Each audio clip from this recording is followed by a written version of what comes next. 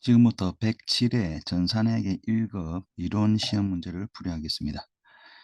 1번 다음 중 재무제표에 대한 설명으로 올바른 것은 요즘 시험에 잘 나오고 있는 거죠. 올바른 것. 자산은 현재 사건의 결과로 기업이 통제하고 있고 미래의 경제적 효익, 돈이죠. 돈이 들어올 것으로 기대되는 자원이다. 맞죠? 자산은 돈이 들어올 겁니다. 2번 부채는 과거의 사건에 의해서 발생한 현재의 의무, 과거의 사건에 의해서 발생한 현재의 의무로 경제적 효익이 돈이 유출 나갈 것으로 기대되죠. 미래의 의무다. 갚아줘야 된다.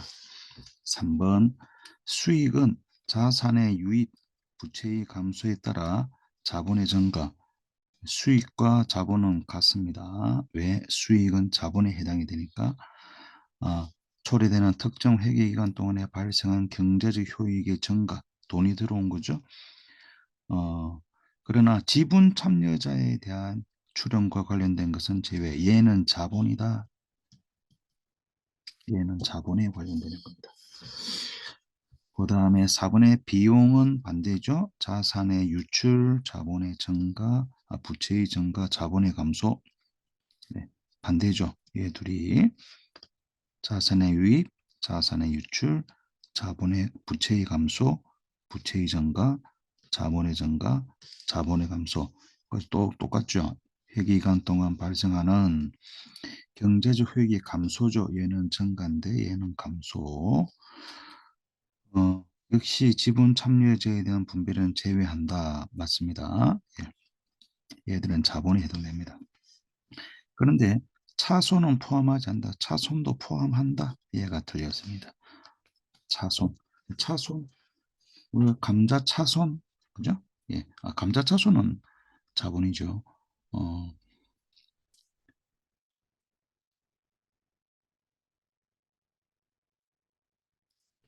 차손도 포함을 합니다. 외환 차익, 외환 차손 있죠. 외환 차손.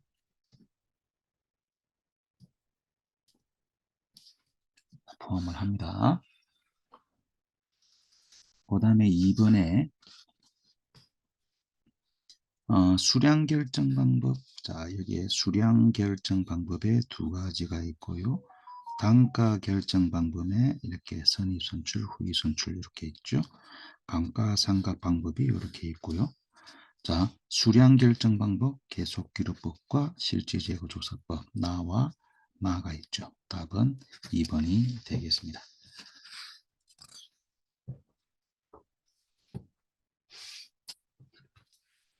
3번 문제. 현금 및 현금성 자산으로 분류되지 아니한 것은 선일자 수표죠. 선일자 수표는 뭐냐? 다른 수표는 다 수표, 수표. 근데 이 당좌 수표도 타인 발행, 그죠? 타인 발행, 당좌 수표가 되게 됩니다. 예. 기업이 보유했다 했으니까 분명히 타인이 발행했겠죠. 현금인데, 요 나와 있죠. 예. 자, 선일자 수표는 먼저 발행하는 수표, 외모는 수표지만 속성은 어음이다. 외모는 수표지만 속성은 어음. 수표부터 발행하고 돈은 나중에 준다. 이런 뜻이 되겠습니다. 답은 1번이 되겠습니다. 4번. 유형자산에 대한 설명으로 옳은 것은 자, 잘 나오는 거죠. 유형자산과 무형자산. 기업이 보유하고 있는 토지는 기업의 보유 목적에 상관없이 모두, 보통 모두 이러면 틀리죠. 모두 아니죠. 투자 목적이면은 투자자산. 이거는 사용할 목적, 업무용이면은 유형자산이죠. 근데 투자 목적이면 투자자산입니다. 투자자산. 자, 유형자산의 취득 시 발생하는 부대 비용은 취득원가에 처리하는 게 맞죠. 유형자산을 취득 후 발생하는 모든 틀렸죠. 모든 틀렸습니다. 비용으로 처리한다. 그러니까 수익적 지출은 비용 처리하죠. 맞는데 자본적 지출은 이건 자산 처리하죠. 그래서 모두 그죠? 모두 틀렸습니다. 모든 유형 틀렸습니다. 감가상각한다 아니죠. 안 하는 게 있죠. 토지와 건설 중인 자산은 감가상각을 하지 않는다. 답은 2번. 5번 문제 보겠습니다. 단기매매 증권에 관련된 내용이다. 영업의 손익은 얼마인가? 자, A사, B사. A사 뭐죠? 지도원가. 이거 합쳐도 됩니다. 예, 합쳐서 얼마? 얘는 80, 90이죠. 그러니까 평가이익 10만 원이죠. 그 다음에 배당금 받았죠. 예, 배당금 수익 5만 원. 그 다음에 25만 원에 취득했는데 30만 원에 처분했죠. 5만 원 이익 받죠. 처분이익 5만 원. 그러면 영업의 손익은 이익 20만 원 되겠네요. 답은 1번이 되겠습니다.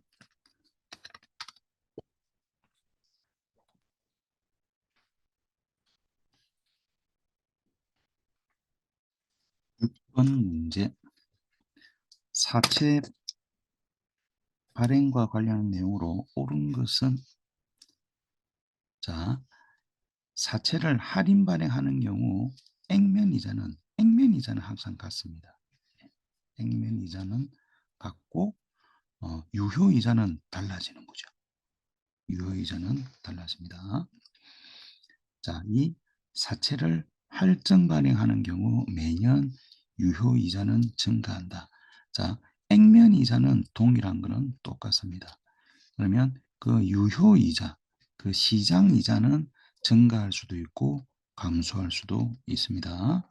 자, 그런데 할증 발행 시는 유효이자는 매년 감소하게 되어 있습니다. 감소. 되겠습니다. 그 다음에 사채 발행 시 발행가액에서 사채 발행비를 차감하지 않고 사채의 차감 계정으로 처리한다. 자, 요것도 틀렸죠.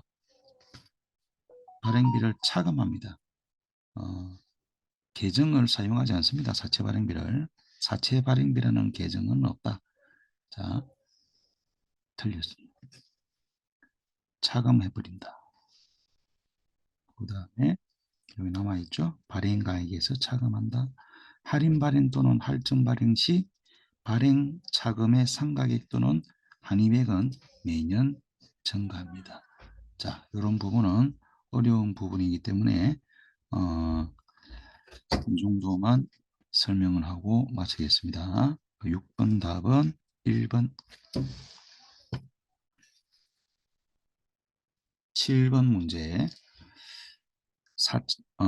자본 항목 분류가 올바르게 연결된 것은 자, 이렇게 남아있죠. 자본금, 자본잉여금, 자본조정, 기타 포괄, 이익잉여금 이렇게 나와 있습니다. 자본은 주식이라고 그랬습니다. 얘 둘이 반대되는 애들, 예, 증가되는 애들은 잉여금, 감소되는 애들은 자본조정이 되겠습니다. 올바르게 연결된 것은 요거 틀렸죠. 이익잉여금 아닙니다. 자본잉여금, 자본조정. 답 2번이 맞고요. 요거 자본조정이죠. 요거는 기타 포괄 손익누계액이 되겠습니다. 8번 문제. 유형자산의 자본적 지출을 수익적 지출로 잘못 처리했을 경우 자본적 지출을 수익적 지출로 잘못 처리했다. 그러니까 자산 처리해야 하는데 비용 처리했다 이런 뜻이 됩니다. 자산 처리를 해야 하는데 비용 처리했다. 그러면 어떤 변화가 발생하느냐, 영향을 미치느냐. 자산 처리해야 되는데 비용 처리했으니까 자산의 과소평가가 될 것이고, 그 다음에 비용 처리했으니까 비용의 과대평가. 비용의 과대면 이익의 과소가 되고요. 반대니까 이익의 과소는 자본의 과소가 되는 겁니다. 왜냐? 이익은 자본에 포함되기 때문에. 자, 그러면 여기서 단기 순이익은 과소로 그랬죠? 예, 단기의 순이익은 과소다. 요번에 이익이 과소되었으면 적게 되어 있으니까 내년에는 이익을 증가를 시켜줘야 됩니다. 그래서 답은 3번이 되는 거죠. 요 부분이 어렵죠. 요번에 이익이 적게 계상되었으니까 세금을 적게 냈겠죠. 내년에 증가시켜서 세금을 더 추가로 내줘야 됩니다. 답은 3번.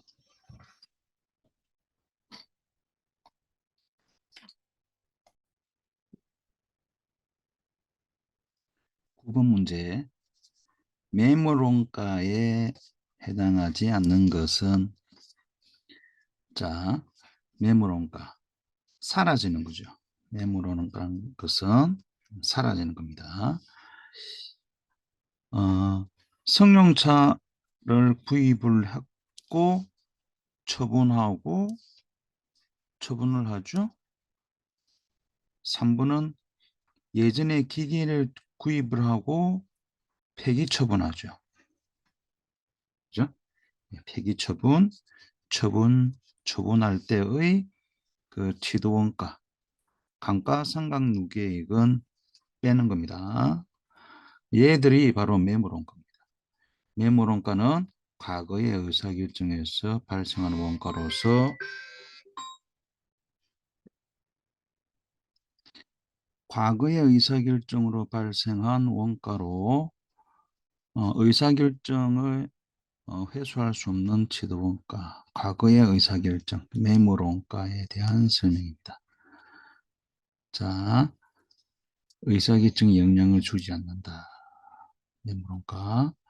자, 그런데 4번은 뭐냐면은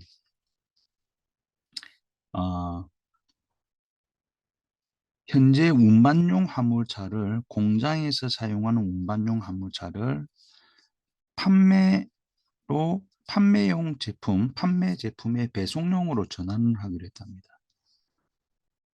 전환하기로 했는데 그걸 결정했는데 새로운 차를 취득을 해버렸죠.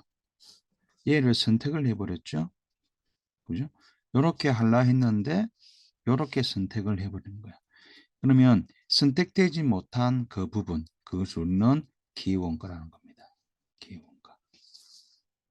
그렇죠? 여기서는 자산을 다른 용도로 사용하는 것은 기회원가다 이렇게 되어 있지만, 뭔가를 선택을 해야 되는데 두 가지 이상의 경우의 수가 발생했는데 뭔가의 하나를 선택했다. 그럼 그 나머지는, 그 전거는 뭐냐? 선택되지 못한 개를 우리는 기회원가다라고 얘기를 하면 됩니다. 그래서 답은 4번을 말하는 겁니다. 10번. 자, 다음은 제조원가에 관한 설명으로 옳지 않은 것은 제조원가, 간접원가는 제조 과정에서 발생하죠. 추적할 수 없는 게 바로 간접원가죠. 맞는 말입니다. 추적할 수 있다. 추적이 가능하면은 직접비, 가능하면 직접원가, 직접비라고 얘기할 수 있습니다. 할 수 없으면 간접비, 간접원가.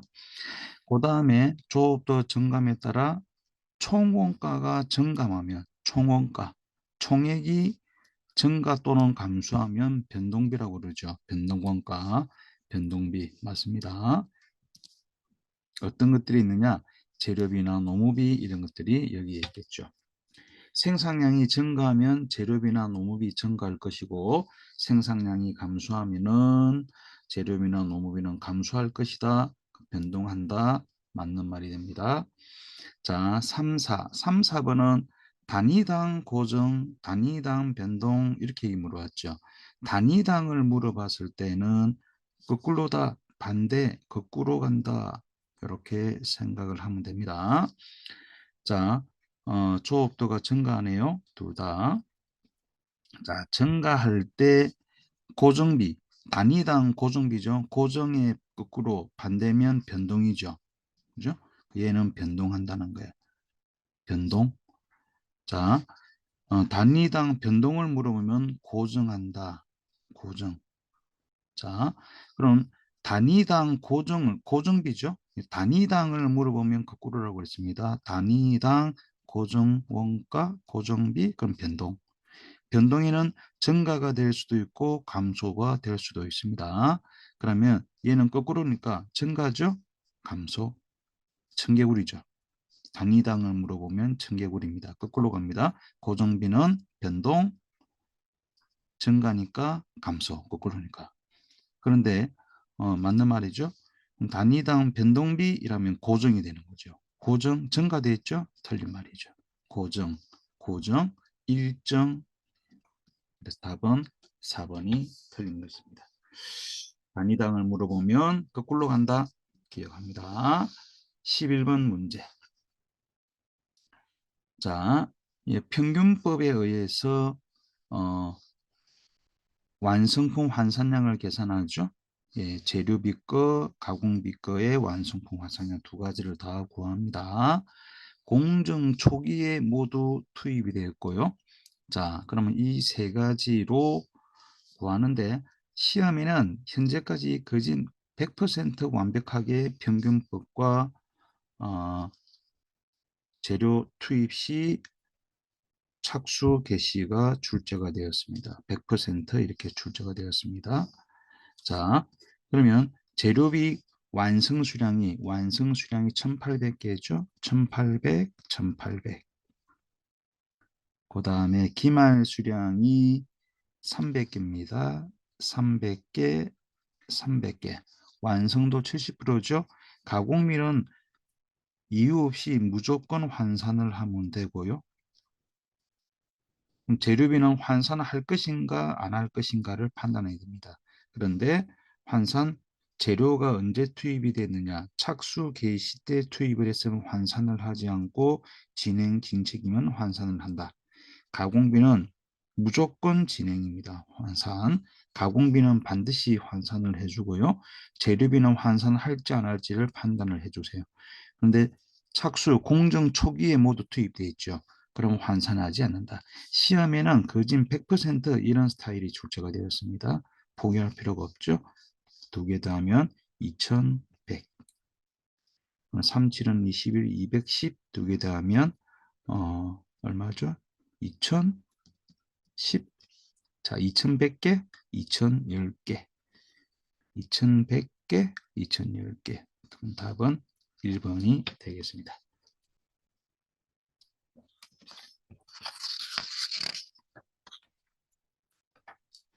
그 다음에 12번 문제, 계산 문제가 두 문제나 출제가 되었습니다. 자, 매출원가의 금액으로 오른 것은, 자, 여기 밑에 나와 있죠. 자, 총제조원가, 총제비는 얘를 말하는 거죠. 150만 원, 기초제공품 50만 원, 그 다음에 기초제품 80만 원. 이렇게 넣어주면 됩니다. 기말 제공품은 130만 원, 그 다음에 기말 제품은 30만 원. 자, 직접 재료비는 여기에 해당이 되는 거죠. 총재비 안에. 그러니까 얘는 의미가 없습니다. 매출원가를 계산해라 라고 그랬으니까 얘를 하려고 그러면 얘를 알아야 되죠. 얘는 어디 있죠? 얘죠. 여기서 일로 오니까. 그러면 얘가 얼마다? 얼마? 70만 원? 그럼 얘가 70만 원 넘어오면 150에 30이니까 얼마? 120만 원이 되겠습니다. 매출원가 120만 원 3번. 13번 문제 부가가치세. 면세에 해당하지 않는 것은 시험에 잘 나오는 거죠. 도서, 신문, 잡지, 예, 면세죠. 거기에 따른 광고는 과세가 됩니다. 광고는 과세. 여성농 생일 처리, 그 다음에 기저귀, 분유 역시 같이 알아두세요. 면세고요. 예, 학원 면세입니다. 학원은 면세인데, 자, 자동차 운전 면허 학원, 자동차 운전 면허 학원, 그리고 무도 학원, 스포츠 댄스 학원, 네, 무도 학원은 과세가 됩니다. 자, 이 학원을 제외한 모든 학원들은 면세. 그 다음에 택시죠. 예, 택시, 속도 빠른 거, 택시, 비행기, 그죠? KTX, 그죠? 자, 고속버스 과세죠. 얘들은 과세가 됩니다. 해당하지 않는 것은 4번이죠. 어떤 게 면세죠? 버스, 마을버스는 얘들이 면세에 해당이 됩니다.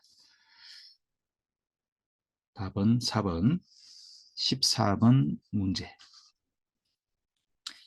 자, 옳지 않은 것은 간이가세를 포기하는 경우 신고일이 속하는 달의 마지막 달로부터 25일 이내 신고 납부해야 한다.